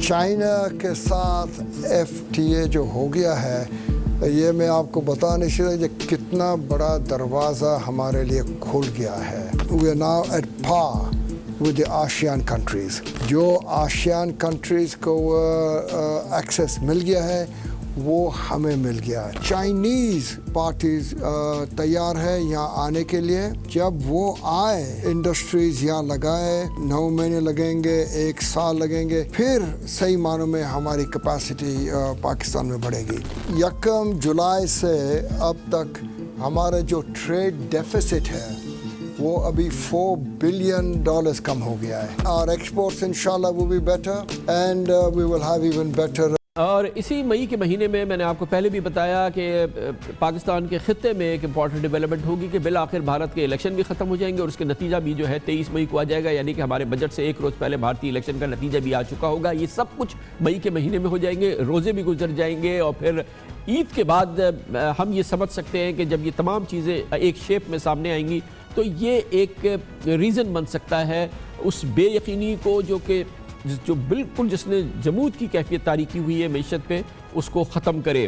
اس پوری جو ایکسپیکٹڈ صورتحال ہے اس پہ ہم بات کرتے ہیں۔ اس کے لیے ہم نے دعوت دی، ہمارے ساتھ موجود ہیں ہمایوں اختر خان صاحب، سابق کامرس سیکرٹری ہیں اور بڑا امپورٹنٹ تھنک ٹینک ہے institute for policy and reforms چلاتے ہیں۔ ہمارے ساتھ موجود ہیں federation of Pakistan chamber of commerce and industries کے صدر، پاکستان کا سب سے بڑا فیڈریشن ہے، چیمبر ہے کامرس اور انڈسٹری کا، جناب دارو خان اچکزئی، اس کے پریزیڈنٹ ہمارے ساتھ موجود ہیں، اور پاکستان کے ممتاز سینئر صحافی فائنینشیل ٹائمز کے پاکستان میں کورسپونڈنٹ فرحان بخاری ہمیں اسلام آباد سے جوائن کر رہے ہیں۔ بہت بہت شکریہ۔ ہمایوں اختر صاحب، آپ فرمائیے گا، یہ جو ایک بے یقینی کی اور انسرٹنٹی جو سب سے بڑی صورتحال رہی ہے 9 مہینوں میں، یہ بالکل اس کے کلیئر ثبوت موجود ہے کہ یہ اسی مہینے جو ہے یہ تمام چیزیں ختم ہونے والی ہیں، اور اس سے ہم ایک بہتری کی توقع کر سکتے ہیں کہ بالآخر یہ تمام معاملات طے ہو رہے ہیں۔ جی، IMF ڈیل کا ہونا ویری ڈیفینیٹلی بے یقینی دور کرے گا۔ اس میں کڑوی گولیاں جو ابھی تک آ چکی ہیں اس سے اور زیادہ آئیں گی، اور ایمنسٹی اسکیم کا آنا بہت ہی ضروری ہے۔ دیکھیے، ہمارے ملک کی اکانومی میں ایک سٹرکچرل ڈیفیکٹ ہے، میں بہت زیادہ ماضی میں نہیں جاؤں گا، لیکن ہم لو سیونگز لو انویسٹمنٹ اکانومی ہیں، اور ہم آج تک اپنے آپ کو فار ایسٹ کی طرح ایکسپورٹ اورینٹڈ گروتھ اکانومی نہیں بنا سکے۔ وہ بنائی جاتی ہے اپنی کرنسی کو تھوڑا سا انڈر ویلیو رکھ کے تاکہ ایکسپورٹس چڑھیں، پورا ایسٹ ایشیا اسی طرح چڑھا ہے اور ٹریڈ ڈیفیسٹ کم ہو۔ ہم اس کے برعکس چلے ہیں، ہمارے فائنانس منسٹرز عام طور پہ روپیہ کی ویلیو ابھی تو ہم ایک میکرو لیول کی بات کر رہے ہیں جو کہ اس اگلے 3 ہفتوں میں ہونے جا رہا ہے۔ بجٹ بھی آ جائے گا، ایمنسٹی ہو جائے گی، IMF ہو جائے گا، for that matter Indian elections بھی ہو جائیں گے۔ تو یہ جو ہم پچھلے 9 مہینے سے جس کیفیت سے گزر رہے ہیں، تو سم ہاؤ ایک بڑی چینج تو اب آ سکتی ہے لوگوں کی تھنکنگ میں کہ صورتحال سامنے تو آ جائے گی نا۔ جی میں گزارش کروں، میں بہت زیادہ ہوپس چڑھانا نہیں چاہتا. آپ نے دیکھا کہ 1999 میں، 2008 میں، 2013 میں فوری طور پہ جو فائنانس منسٹرز تھے وہ IMF کے پاس گئے جیسے ان کی حکومتیں آئیں. اور میں پرائیویٹلی یہ کہنا چاہتا ہوں کہ ہمیں بھی بالکل ایسے ہی کرنا چاہیے تھا. ہم نے 9 مہینے کا جو ملبہ جو پچھلی حکومتوں کی وجہ سے کریٹ ہوا ہم نے اپنے کندھوں پہ اٹھا لیا. لیکن اب آگے کی بات کرتے ہیں. IMF کی ڈیل آئے گی، ایک پریڈکٹیبلٹی، ایک سرٹنٹی آئے گی، نہ صرف پاکستان کے اندر، پاکستان سے باہر. جیسے حفیظ شیخ صاحب ابھی کہہ رہے تھے، میں سن رہا تھا کہ جو multi lateral financial institution world bank یا ایشین بینک یا اسلامک بینک یا چائنیز جو ایشین انفراسٹرکچر ڈیولپمنٹ بینک ہے، اس کی بحال ہوگی ڈیولپمنٹ فنڈنگ. ہمیں کوشش کرنی چاہیے کہ جو ان کے ہم نے قرضے ادا کرنے ہیں، ہمیں نئے قرضے اس سے کافی زیادہ ملیں. تقریباً $10 بلین کا گیپ ادھر سے پورا ہو، جس سے ہماری سچویشن بہتر ہوگی. ایمنسٹی میں ایک غلطی ہمیں نہیں کرنی چاہیے. عام طور پہ جب ایمنسٹی آتی ہے تو ساتھ ہمیں لالچ پیدا ہو جاتا ہے کہ ہم اس میں کچھ ریونیو بھی پیدا کر لیں. ایمنسٹی کا ٹوٹل مقصد ہونا چاہیے کہ جو بلیک منی ملک کے اندر اور ملک کے باہر سرکولیٹ کر رہی ہے اس کو آپ پروڈکٹیو یوز میں لے آئیں. یہ گورنمنٹ کے لوگ بالکل کہہ رہے ہیں کہ وہ ایسے ہی ہوگا، ایسے ہی ہونے جا رہا ہے. دارو خان چکزئی صاحب آپ بتائیے گا، سب سے امپورٹنٹ اس وقت آپ لوگ ہیں جنہوں نے اس کا انالیسس کرنا ہے. آپ کو سکون ہے کہ چلو جان چھوٹی IMF آ جائے، ایمنسٹی آ جائے، بجٹ آ جائے تو آپ لوگوں کو ایک ماحول ملے گا کہ اب پلان کریں اور پھر ظاہر ہے کہ پہیے کو چلائیں اور کاروبار آگے بڑھے اور پھر ظاہر ہے کہ جو کچھ ہونا ہے سینٹیمنٹس بہتر ہوں گے. کامران خان، ہمایوں اختر خان صاحب نے بجا فرمایا کہ ہم نے وقت ضائع کیا، اس میں کوئی شک نہیں ہے.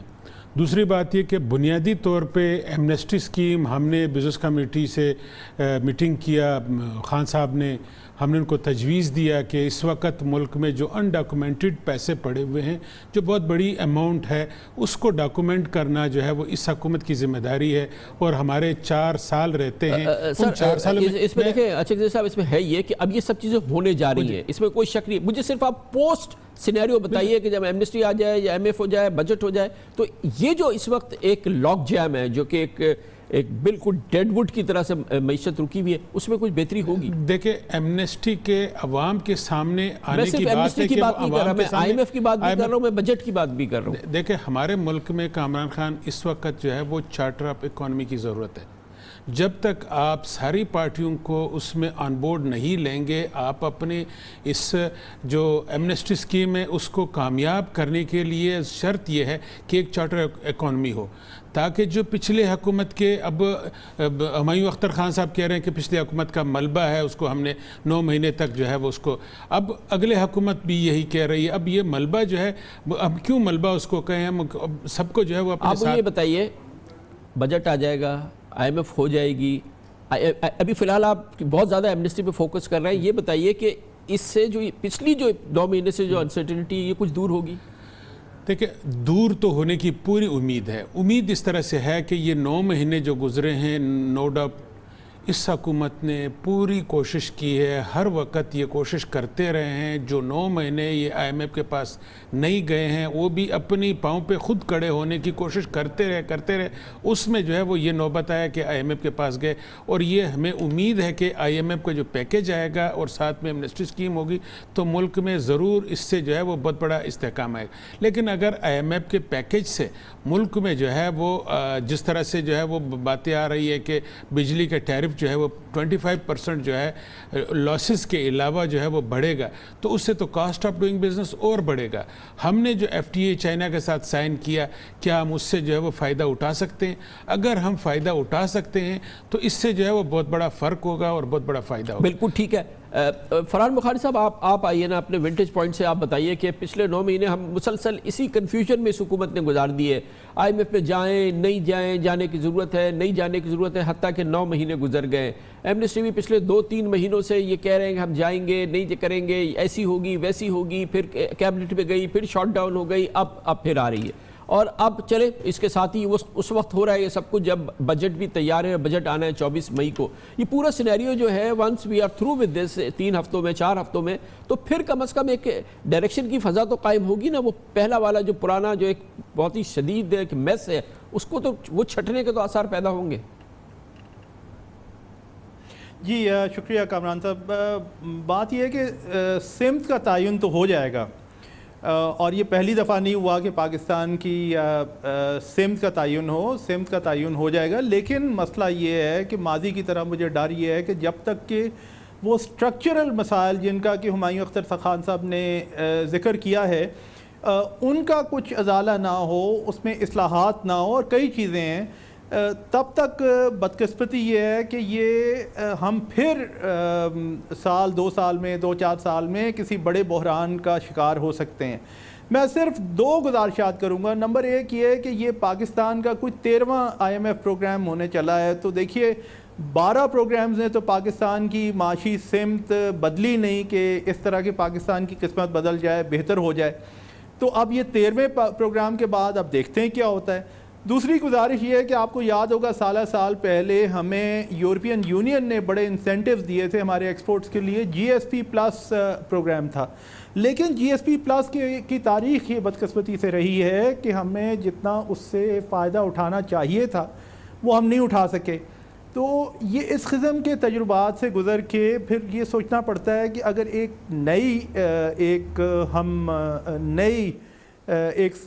ڈائریکشن میں جا رہے ہیں, نئی سمت میں جا رہے ہیں, تو کیا اس کا نتیجہ ماضی سے مختلف ہوگا یا نہیں. بہت ویلڈ پوائنٹس ہیں فرحان بخاری صاحب. ہمایوں اختر صاحب آپ یہ بتائیے گا کہ IMF کے پروگرام کا مقصد ہی یہی ہوتا ہے نا کہ یہ جو ہم اسٹرکچرل ڈیفیشنسیز کی بات کر رہے ہیں, جو کہ ابھی فرحان بخاری کہہ رہے تھے, آپ نے بھی پہلے بات کی تھی, وہ پروگرام آ کے ہمیں پھر مجبور کرتا ہے نا کہ ہم اپنے آپ کو اپنی چادر کے لحاظ سے اپنے پاؤں پھیلائیں اور ہم جو ہمارے مسائل ہیں ان کو ٹھیک کریں. ظاہر ہے اس سے تکلیف تو ہوتی ہے, لیکن یہی وہ چیزیں ہیں نا جو ریگولیٹ ہوتی ہیں, جو کہ بہتر ہوتی ہیں, اور اسی لیے ہم سمجھتے ہیں کہ ہمیں IMF کی ضرورت ہے. ہم وہ مریض ہیں جسے ICU میں لیٹنا ہے یا جس کو اس سرجری سے گزرنا ہے, تو اسی لیے یہ سمجھا جا رہا ہے نا کہ ایک بار ہم اس میں چلے جائیں گے تو پھر ہمارا علاج بھی ہوگا, پھر دنیا بھی ہم پہ بھروسہ کرے گی کہ ہم ایک شفا یابی کے موڈ میں داخل ہو رہے ہیں.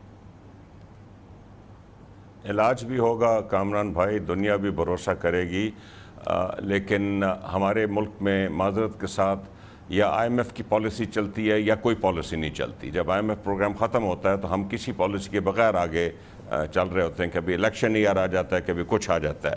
ابھی پہیہ چلانے کی بات کی جائے, IMF کی گولی کڑوی ہے. میں آپ کی امید بہت زیادہ نہیں بڑھانا چاہتا. یہ سب چیزیں فسکل بیلنسز بھی آ جائیں گے, بیلنس آف پیمنٹ بھی ٹھیک ہو جائے گی. گولی کڑوی ہے, پہیہ چلائیں, 2-3 کام کریں کہ یہ جو نیب پیچھے پڑ گئی ہے کاروباری کمیونٹی کے, پاکستان کے ہر بڑے بزنس مین کے پیچھے نیب پڑی ہوئی سسپیشس ٹرانزیکشن ریسیٹ پہ.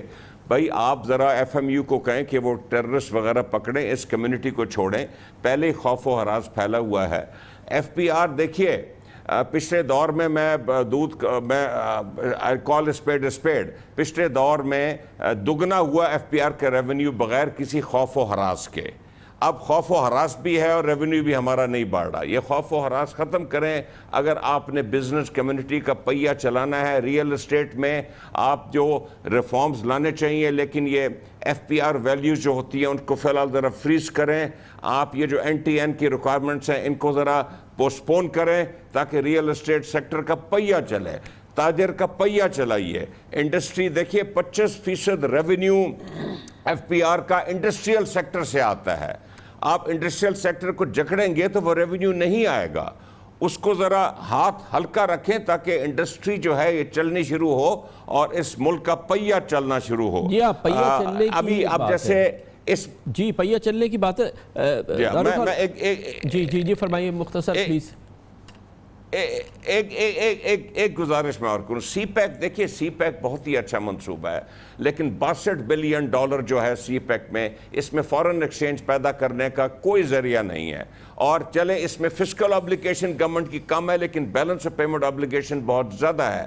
پوری کی پوری چائنیز ٹیکسٹائل انڈسٹری کو, ان کی اپلائنس انڈسٹری کو گورنمنٹ کی سطح پہ ہم پاکستان میں جوائنٹ وینچرز کی صورت میں شفٹ کرنا چاہیے تاکہ ہم فورن ایکسچینج جنریٹنگ منصوبوں میں جی وہ کہہ رہے ہیں کہ اس پہ کام ہوا ہے. دارو خان اچکزئی صاحب آپ یہ بتائیے گا کہ چلیں یہ ہو جائے گا, ایمنسٹی آ جائے گی, بجٹ آ جائے گا, IMF ہو جائے گا, لیکن کچھ چیزوں کی طرف اشارہ کیا ہے ہمایوں اختر صاحب نے کہ پہیہ چلنا ہے تو پہیہ چلانے کے لیے آپ کو یہ کرنا ہوگا. آپ سن رہے تھے, کچھ نوٹس بھی لے رہے تھے, آپ کا کیا کہنا ہے؟ میرے دل کی بات کی, جو بات میں کہنا چاہ رہا تھا وہ ہمایوں اختر خان صاحب نے کی. دیکھیں اس وقت جو ہے وہ FBR میں ریفارم کی ضرورت ہے. FBR ہم خود جو ہے بجٹ پروپوزلز پہ جو ہے ان کے ساتھ میٹنگ نیشنل اسمبلی کی اسٹینڈنگ کمیٹی نے ہمیں بھی بلایا تھا, FBR والی بیعت ہے, وہاں پہ FBR نے کہا کہ ٹیکس براڈنگ کی بجائے ٹیکس ڈیپننگ کی ضرورت ہے. اب اگر آپ یعنی کہ جو ٹیکس دے رہا ہے اسی سے مزید ٹیکس لینے کی ضرورت ہے, یہ FBR نے آفیشلی کہا, یہ نیشنل اسمبلی کی اسٹینڈنگ کمیٹی کے سامنے انہوں نے کہا ہے. اگر ایسی بات ہو تو کیسے جو ہے وہ ملک میں جو ہے وہ کام ہوگا, کس طرح سے ہوگا؟ دوسری بات جو ہے وہ نیب, جیسے ہمایوں اختر صاحب نے کہا نیب جو ہے وہ لوگوں کو جو ہے وہ بغیر نوٹسز کے, FBR جو ہے وہ بغیر نوٹسز کے لوگوں کے اوپر جو ہے وہ چھاپے مار رہی ہے, بجائے اس کے کہ جو ایکسپورٹرز کے جو 300 ارب سے زیادہ جو ہے وہ پیسے ریفنڈ کے پڑے ہوئے ہیں, وہ پیسے دیتے کہ اس سے جو ہے وہ ان کے جو ہے وہ کام چلتے, ان کی انڈسٹری چلتی, اس کے بجائے ان کے اوپر جو ہے وہ ٹیکس ڈپننگ کی باتیں کر رہے ہیں اور ان کے اوپر جو ہے وہ چھاپے مار رہے ہیں. تو یہ کیسے ہوگا؟ یہ تو بالکل کیا فرحان بخاری صاحب آپ بتائیے کہ کیا فارمولا ہے کہ جب یہ تینوں چیزیں ہو جائیں, ایمنسٹی بھی ہو جائے اور IMF کا پروگرام ہو جائے گا, بجٹ ہو جائے گا, اب پھر ظاہر ہے کہ یہ PTI کی گورنمنٹ یہ چاہیے گی کہ سینٹیمنٹس بہتر ہو, سارا مسئلہ سینٹیمنٹس کا ہے, لوگوں میں ایکسائٹمنٹ پیدا ہو. وہ کیسے پیدا ہو سکتی ہے؟ پالیسیز میں ایک تو کنسسٹنسی کی ضرورت ہے, دوسرا یہ کہ جو پالیسیز لے کے آئیں پھر انہیں فالو اپ کریں. اب جس طرح ہمایوں اختر خان صاحب نے کہا کرپشن یا نیب کے بارے میں, اس ہفتے آصف زرداری صاحب کا بھی بیان آپ نے سنا ہوگا کہ جی یا تو آپ معیشت چلا لیں یا نیب چلا لیں. دیکھیے یہ پاکستان کی تاریخ میں ہم نے ایک پینڈولم کی سوئنگ کی طرح ہم نے اپنے آپ کو بنا لیا ہے کہ ایک ایکسٹریم پہ جاتے ہیں پھر دوسری ایکسٹریم پہ جاتے ہیں. دنیا میں کوئی بھی پروگریسو معیشت ایسی نہیں ہے جہاں پہ ایک اینٹی کرپشن میکنزم, بڑا سٹرونگ اینٹی کرپشن میکنزم نہ چلتا ہو. پاکستان میں مسئلہ یہ ہے کہ وہ اینٹی کرپشن میکنزم جو ہے اس کے خد و خال واضح نہیں ہیں, اور اس وقت جو ایجنسیز کام کر رہی ہیں, جیسے دارو خان صاحب نے FBR کا غالباً ابھی ذکر کیا, FBR کے بارے میں لوگوں کو شکایات ہیں, یہ کچھ کنفیوژن ہو گئی ہے. جن لوگوں نے ماضی میں مملکت کی ریسورسز کو چوری کیا ہے ان پہ ایویڈنس ہے, وہ ایک معاملہ ہے, لیکن کاروبار, روزمرہ کے کاروبار یا تاجر حضرات ان کے پیچھے جانا اور ایک ہو کا عالم کریٹ کر دینا, یہ دراصل ایک پرابلم ہے, اسے ریزالو کرنے کی ضرورت ہے. بہت شکریہ جناب دارو Khan Achakzai, president federation Pakistan chamber of commerce and industry, جناب ہمایوں اختر خان صاحب, جناب فرحان بخاری ہمارے ساتھ موجود تھے.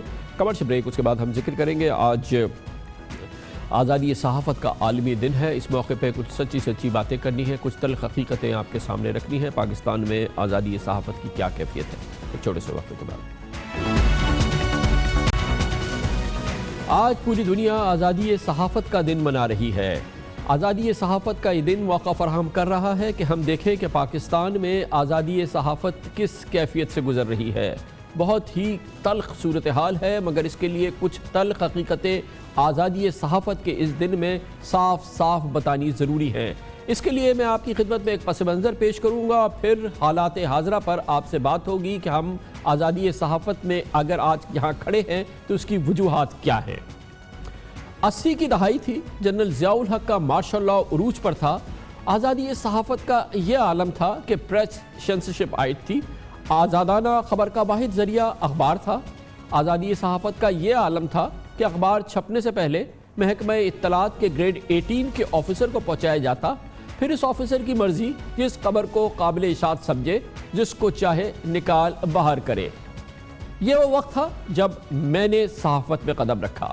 اس پس منظر میں ہم نے اپنے اساتذہ سے سبق سیکھا کہ کیسے سینسرشپ سے منسلک سرکاری کارندوں کی آنکھوں میں دھول جھونک کر عوام کو اور اپنے قارئین تک اصل خبر پہنچائی جا سکتی ہے. گویا ہمیں سمجھایا گیا کہ کیسے لاٹھی کو توڑے بغیر سانپ مارا جاتا ہے. مزیدار بات یہ ہے کہ 35 سال گزر جانے کے باوجود آج آزادی صحافت کے عالمی دن پر ہزاروں انویسٹیگیٹو خبریں، ہزاروں ٹی وی شوز کے بعد اور گزشتہ 35 سال میں 20 سال کی جمہوریت کے باوجود میں اس تمام تجربے اور ان تمام سالوں کے بعد یہ سمجھتا ہوں کہ آج دراصل اظہار رائے کی آزادی 80 کی دہائی سے زیادہ سنگین امتحان سے گزر رہی ہے۔ جی ہاں، یہ وقت آزادی صحافت کے لیے اس سے زیادہ سنگین ہے جو 80 کی دہائی میں تھا جب ضیاء الحق کا ماشاء اللہ عروج پر تھا۔ آج 20 پرائیویٹ چینلز ہیں، اخبارات بھی پہلے سے زیادہ ہیں، مگر افسوس اور صد افسوس کہ آج میری جدوجہد سچ کو حکومتی پابندیوں سے چھپا کر عوام تک پہنچانے کی نہیں بلکہ جھوٹی خبروں کے گہرے بادلوں سے سچی اور مصدقہ خبر آپ تک پہنچانے کی ہے۔ جی ہاں، آج جدوجہد ہر لمحہ یہ رہتی ہے کہ کیسے سنسنی سے جڑی اطلاعات اور ریٹنگ کی دوڑ سے دور رہتے ہوئے آپ تک معتبر معلومات اور سچی خبر پہنچائی جائے۔ 80 کی دہائی میں جب میں نے اس پروفیشن میں حصہ لیا تو نثار عثمانی صاحب، واجد شمس الحسن صاحب، مناج برنا صاحب، احمد علی خان صاحب، احمد بشیر صاحب اور حسین نقی جیسے سکہ بند بلند پایا صحافیوں کے جھرمٹ میں صحافت ہوتی تھی، اور میں نے اس ماحول میں ان لوگوں سے صحافت سیکھتے ہوئے صحافت شروع کی۔ اس وقت جنرل ضیاء کے مارشل لا نے پریس فریڈم کو سلب کر کے رکھا تھا، مگر آج صحافت کے نام نہاد صحافیوں اور صحافت کی ابجد سے بھی ناواقف درجنوں بلکہ شاید سینکڑوں شخصیات کے ہاتھوں یہی آزادی صحافت یرغمال بنی ہوئی ہے۔ ان لوگوں نے عوام کے میڈیا پر اعتماد کو خاک میں ملا کر ضیاء ماشاء اللہ کے خواب کو سچا کر دکھایا ہے۔ یہ وہ لوگ ہیں جو دراصل صحافت کا، صحافیوں کا لبادہ اوڑے ہوئے ہیں، اور ان کی حرکتیں ہیں اور ان کا انداز صحافت ہے جس نے جنرل ضیاء الحق کے اس خواب کو سچا بنا دیا تھا جو اس ماشاء اللہ کے عروج میں جس کا وہ اظہار کیا کرتے تھے۔ اور سب سے بڑی بات یہ ہے کہ ابلاغ عامہ کے ذرائع سمیت پوری قوم کا قبلہ درست ہو چکا۔ It is freedom with responsibility, not freedom for the sake of freedom or free for all. I believe in freedom of thought, freedom of expression. آپ میں سے کئی لوگ سوچ رہے ہوں گے کہ موجودہ دور میں میڈیا کی آزادی کا میں ذکر کر رہا ہوں، میڈیا کی آزادی کی صورتحال کا بیان دے رہا ہوں، مگر اداروں کا کوئی ذکر نہیں کر رہا۔ میرا کہنا ہے کہ ادارے تو پہلے بھی تھے، بلکہ وہ تو جنرل ضیاء کے دور کے اور مارشل لا کے انتہائی طاقتور اور منظم مارشل لا کے ادارے تھے۔ ان اداروں نے کوئی کسر نہیں چھوڑی تھی۔ ان اداروں پہ نہ سپریم کورٹ کی قدغن تھی، نہ کوئی عدالتی ان کو پوچھنے والا تھا۔ عدالتیں چوں نہیں بولتی تھی، مگر وہ عدالتیں تھی، سینسرشپ تھا، یہ سب کچھ تھا، مگر پھر بھی آزادی صحافت کی شمع جل رہی تھی، کیونکہ اس وقت کے سکہ بند صحافیوں نے فوجی عدالتیں بھگتی، سر عام کوڑے کھائے، مگر سر نہیں جھکائے۔ مجھے تو سویلین مارشل لا میں بھی سزا ہوئی اور یعنی ملٹری کورٹ سے، یہ سب ادوار میں نے دیکھے بھی ہیں اور کسی قدر بھگتے بھی ہیں۔ یعنی یہ بھی ہوا ہے کہ آزادی صحافت کے لیے وہ ہمیں سول لائن پولیس اسٹیشن سے دونوں ہاتھوں میں ہتھکڑیاں ڈال کے عدالت میں پیش کرتے تھے۔ صحافت میں تو اب ایڈیٹر کا حیثیت ہی ختم ہو گئی۔ اب مطلب ہے کہ ایڈیٹرز جو ہیں وہ خود مالکان ہی ایڈیٹر ہیں، مالکان ہی پالیسی ساز ہیں، مالکان ہی اس کے متعلق جو کچھ بھی فیصلے کرنے ہوتے ہیں وہی کرتے ہیں۔ اب پاکستان میں جرنلسٹوں کا رول صحافت میں تقریباً نہ ہونے کے برابر۔ لیکن آج صحافت کے ساتھ صحافی کیا کر رہے ہیں، آج کیا ہو رہا ہے، کیا یہ میں آپ کو بتاؤں یا آپ کو پتہ نہیں ہے؟ کیا اپنے پکے سچے اور مجے ہوئے صحافی دوستوں کو یہ خبر میں پہنچاؤں؟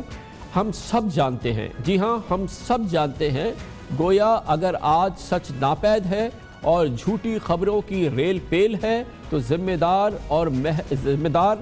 محض ادارے نہیں ہیں، بلکہ اس کے سب سے بڑے ذمہ دار ہماری اپنی صفوں میں موجود مرد و زن کی ایک فوج ہے جنہوں نے دراصل صحافت کا لبادہ اوڑھ کے صحافت کا نام تاریک کر دیا ہے، صحافت کا اعتبار ختم کر دیا ہے۔ اس لیے تمام معتبر صحافی اس وقت اس صورتحال میں انتہائی بہت ہی ڈپریشن کی صورتحال میں ہے، اور صحافی جس دور سے گزر رہے ہیں اس کا بڑا اچھا اظہار کیا ہے۔ میرے بڑے عزیز دوست ہیں، بڑے ایکٹیو صحافی رہ چکے ہیں، باعمل صحافی اور آج بھی ہیں، جیو نیوز کے مینیجنگ ایڈیٹر ہیں اظہر عباس۔ انہوں نے سرور بارہ بنکوی کی ایک نظم کا بڑا اچھا استعمال کرتے ہوئے آپ اپنے خیالات کا اور آج کی صورتحال کا اظہار کیا ہے۔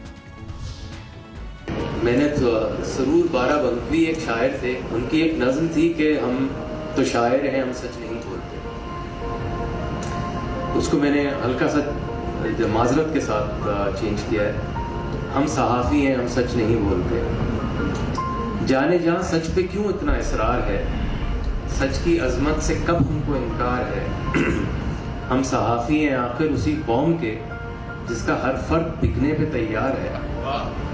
ہمیں لفظوں کے تاجر یہ بازار فصل آتی ہے جب حفظ پندار کی، سچ کے اظہار کی۔ ہم حقائق سے نظریں چرائے ہوئے، مصلحت کے جنازے اٹھائے ہوئے، سر جھکائے ہوئے لوٹ جاتے ہیں ماضی کے صحراؤں میں، بیٹھ کر غم ذات کی چھاؤں میں۔ سوچتے بھی نہیں، بولتے بھی نہیں، سہمے سہمے ہوئے لوگ ملتے ہوں جب، ہر طرف خوف کے پھول کھلتے ہوں جب۔ جانے جہاں کم سے کم ایسے موسم میں ہم حرف حق تو کجا لب نہیں کھولتے۔ ہم صحافی ہیں، ہم سچ نہیں بولتے۔ صحافی ہی سچ بولتے ہیں، اور اسی لیے آپ نے سنا ایک مستند صحافی سچ بول رہا ہے۔ اور آج کے سچ کی کیا صورتحال ہے؟ دو مستند سچے پکے صحیح صحافی ہمارے ساتھ ہوں گے، جناب عامر احمد خان اور زرار کھوڑو۔ چھوٹے سے وقفے کے بعد آج جب دنیا آزادی صحافت کا دن منا رہی ہے، ہمارے ملک عزیز میں آزادی صحافت کس دور سے گزر رہی ہے، اس کی کیا کیفیت ہے، یہ بات کریں گے۔ جیسے کہ میں نے آپ کو بتایا، دو پکے سچے صحافی مستند صحافی ہمارے ساتھ موجود ہیں۔ عامر احمد خان BBC اردو سروس کو انہوں نے ہیڈ کیا ہے، ہیرلڈ کے ایڈیٹر رہ چکے ہیں، اس کے علاوہ آج نیوز کے ڈائریکٹر نیوز رہ چکے ہیں، بڑے مستند صحافی۔ ہمارے ساتھ زرار کھوڑو موجود ہیں، ڈان نیوز کا بڑا مستند پروگرام ہے، ذرا ہٹ کے اس کو ہوسٹ کرتے ہیں، اور بہت کم وقت میں انہوں نے بہت زبردست مقام اپنا بنایا ہے آزادی صحافت کے حوالے، ان کی ایک اسپیشلائزیشن میں سے ایک ہے۔ عامر احمد خان صاحب، پہلے آپ بتائیے گا چند مختصر لفظوں میں، مختصر جملوں میں اگر آپ بتا سکیں، آپ کے نزدیک اس وقت فریڈم آف پریس کی، فریڈم آف میڈیا کی پاکستان میں کیا صورتحال ہے؟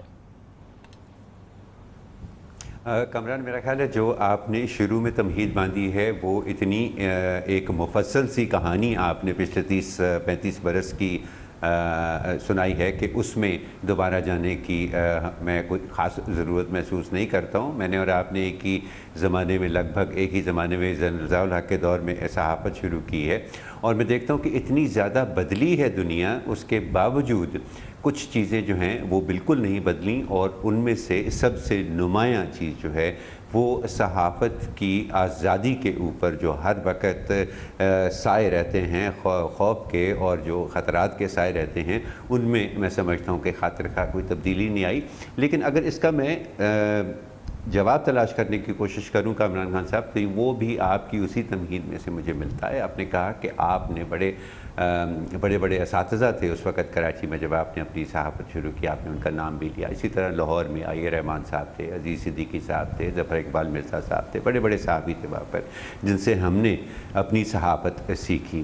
تو صحیح یا غلط ہمارے لیے میرا خیال ہے نسبتاً یہ طے کرنا آسان تھا کہ یہ بات بطور ایک صحافی کے یہ اس کو صحیح جانا جائے یا اس کو غلط جانا جائے، اور اس کی بنیاد پہ فیصلہ کرنا پھر ہمارا کام ہوتا تھا، اور اس کی بنیاد کے اوپر ہم اپنی صحافت کیا کرتے تھے۔ میرا خیال ہے آج کل سب سے بڑی مشکل چیز جو یہ ہو گئی ہے کہ یہ جو نئی فوج جس کا آپ نے ذکر کیا جو صحافت میں چلی آئی ہے، ان کو اس طرح کی ٹریننگ، اس طرح کے اساتذہ بھی شاید میسر نہیں ہوئے، اس طرح کی ٹریننگ بھی نہیں ملی، اور اس کی وجہ سے میں سمجھتا ہوں کہ ان کو جس نقصان کا آپ نے ذکر کیا کہ ان سے صحافت کو صحافت کی قدر کو جو ہے وہ بڑا نقصان پہنچا ہے، اس کی بہت بڑی وجہ یہ ہے کہ ان کو خود بھی یہ معلوم نہیں کہ صحافت میں اچھا یا برا اس کا تعین کرنا جو ہے، یا اپنے قارئین کو یا اپنے ناظرین کو اس کا تعین کرنے میں مدد کرنا جو صحافی کی اصل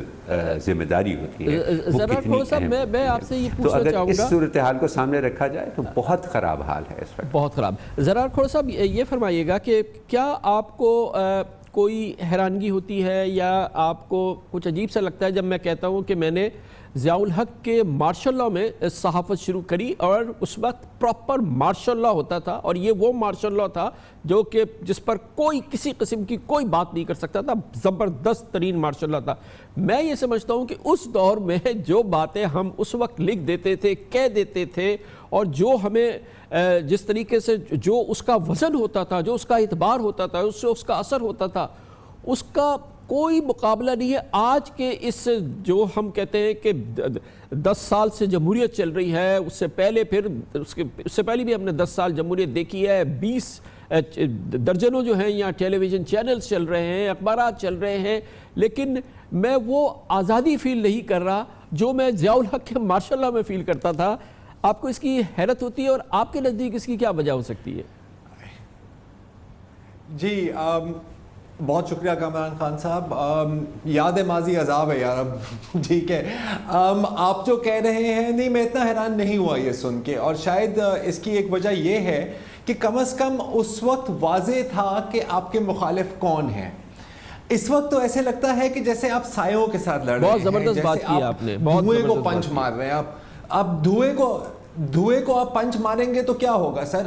ہر جگہ دھواں ہی دھواں ہے، ہر جگہ اندھیرا ہی اندھیرا ہے۔ آپ ایک باکسنگ میچ لڑ رہے ہیں اور آپ کے آنکھوں کے اوپر پٹی ہے، اور آپ کو نہیں پتا کہ اگلا پنچ کہاں سے آنا ہے اور آپ کا اگلا پنچ کہاں رکھے گا۔ اچھا، اب آپ دونوں بہت بڑے صحافی ہیں، میں ایک بہت چھوٹا انسان ہوں، میں ایک بہت چھوٹی سی بات کرنے والا ہوں کہ آج کل میرے لیے جو پرائیورٹی ہے، اور میں بالکل اگر ایمانداری سے بات کروں، وہ آزادی نہیں ہے، وہ ہے کہ میں اپنی نوکری قائم رکھوں۔ اور شاید بہت اور مجھ جیسے صحافی ہوں گے جو شاید اس وقت یہی سوچ رہے ہوں گے۔ اچھا، بہت لوگ کہیں گے کہ یار یہ آپ نے اتنی بزدلی کی بات کی، آپ کو تو ڈٹ کے سامنے آنا چاہیے، یو شوڈ نیم نیمز، آپ کو حق اور سچ کی بات کرنی چاہیے۔ اچھا، کس کا حق اور کس کا سچ؟ آج کل تو ہر ایک بندے کا ایک الگ حق ہے اور ایک الگ سچ ہے، اور جب تک آپ مکمل طور پر ان کے نقطۂ نظر کو سے ہی نہ بات کریں تو آپ پٹواری ہیں، آپ لفافہ ہیں، آپ غدار ہیں، and so on and so forth. لیکن میری جو التجا ہے صاحب، آپ نے یہ بڑی ویلڈ بات کی ہے، بڑی زبردست بات کی ہے۔ عامر احمد خان صاحب، دیکھیں جب وہ زمانہ تھا تو ہمیں کبھی یہ نہیں تھا کہ ہماری صفوں میں سے کوئی ہمیں پکڑ لے گا، کوئی ہمیں ایلیچ کر دے گا، کوئی ہمیں ڈیفیم کر دے گا، یا کوئی ہمیں جو ہے وہ گردن پکڑ لے گا۔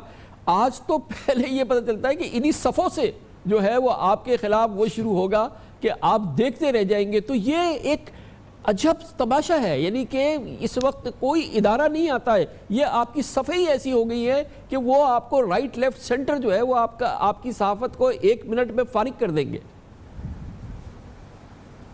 دیکھیے، جس گھر کو کامران خان صاحب اندر سے گرایا جائے نا، اس کو تباہی سے کوئی نہیں بچا سکتا۔ میرا خیال ہے کہ یہ زیادہ دور کے بعد کے آنے والی جو حکومتیں بھی ہیں اور جو پاکستان میں ریاستی ادارے بھی ہیں، انہوں نے یہ ایک سبق سیکھا ہے کہ اگر کسی گھر کو ڈھانا ہے تو اندر سے ڈھاؤ، اس کو کوئی نہیں بچا پائے گا۔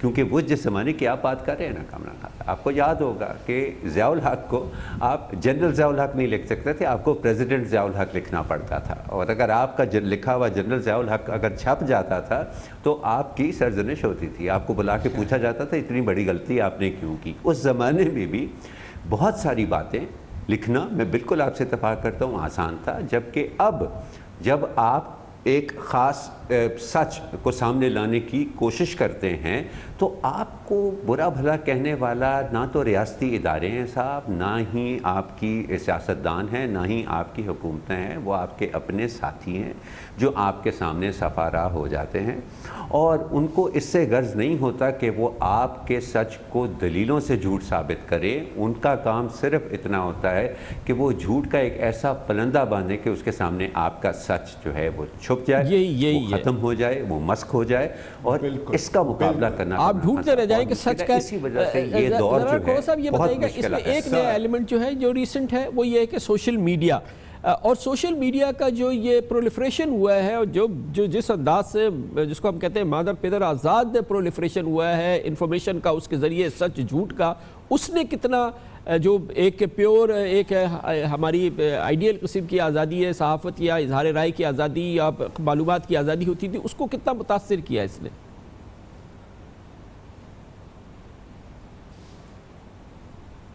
کھوڑا صاحب. سوری جی دیکھیں، آج کل جیسے ابھی عامر احمد خان صاحب نے بالکل درست فرمایا، آج کل کا اصول پتہ ہے کیا ہے؟ وہ یہ ہے کہ اگر آپ کسی کو کنونس نہیں کر سکتے نا، کنفیوز کر دیں، یہی کافی ہے. ٹھیک ہے. جہاں تک سوشل میڈیا کا سوال ہے، جی دیکھیں وہ جنگل ہے، اور جنگل میں ہر قسم کا جانور آپ کو ملے گا، اور یہ اس جنگل کی جو خاصیت یہ ہے نا کہ یار ایک لال بے بھی اپنے آپ کو شیر سمجھتا ہے. کی بورڈ کے پیچھے تو سب چیتے ہیں نا باس. تو آپ کو گالیاں بھی پڑیں گی، آپ کو بہت کنسٹرکٹیو فیڈ بیک بھی ملے گا. اس کو فلٹر کرنے کی ضرورت ہے، اس کو بہت زیادہ سیریسلی لینے کی ضرورت بھی نہیں ہے. میں آپ کو ایک چھوٹی سی مثال دیتا ہوں کہ حال میں ہی میں خیال شاید پچھلے ہفتے کی بات ہے، تو پاکستانی ٹویٹر پر ہر ایک جو ٹرینڈ تھا وہ کسی نہ کسی صحافی کے خلاف تھا، اور بہت ہی رنگین الفاظ استعمال کیے جا رہے تھے جو میں دہرا نہیں سکتا کیونکہ پھر پیمرا آ جائے گا. لیکن پاکستان میں کتنے لوگ ٹویٹر استعمال کرتے ہیں؟ 5%. اور ایک ہیش ٹیگ انالیسس کیا تھا، ہمارے دوست ہیں شہریات پوپلزائی، انہوں نے، اور پتہ لگا کہ تقریباً کوئی 20 یا 25 اکاؤنٹس تھے جن سے یہ کاپی پیسٹ ٹویٹس آ رہی تھی، اور ان کی وجہ سے یہ چیز ٹرینڈ ہو گئی. اچھا اب ہم ٹرینڈ دیکھتے ہیں، ہم سمجھتے ہیں کہ یار پورا ملک ایسا سوچ رہا ہے. نہیں، یہ 20 سے 25 لوگ ہیں. تو بس کنفیوز نہیں ہونا، آپ نے سیدھا اپنی لائن پر رکھنا ہے. جیسے وہ گھوڑے نہیں ہوتے سر، اب آج کل تو وہ وکٹوریا ٹانگیں کم چلتے ہیں، لیکن جب گھوڑے کا مالک چاہتا ہے نا کہ گھوڑا ادھر ادھر نہ دیکھے تو وہ پٹی لگا دیتے ہیں نا سائڈوں پہ. ہمیں بھی ان پٹیوں کی ضرورت ہے آج کل. بہت شکریہ جناب زرار کھوڑو. جناب عامر احمد خان ہمارے ساتھ موجود تھے. اس کے ساتھ ہی ہمارے آج کے پروگرام کا اختتام ہوتا ہے. سیٹرڈے سنڈے کی ہفتہ بھر تعطیل رہتی ہے. پیر کو انشاءاللہ آپ سے پھر ملاقات ہوگی. پیر تک کے لیے کامران خان کو اجازت. اللہ حافظ ناصر. Hi, it's Sayyeda Shanaz here. Thank you for watching Dunya News. For more videos and updates, don't forget to click the subscribe button. Keep watching Dunya News.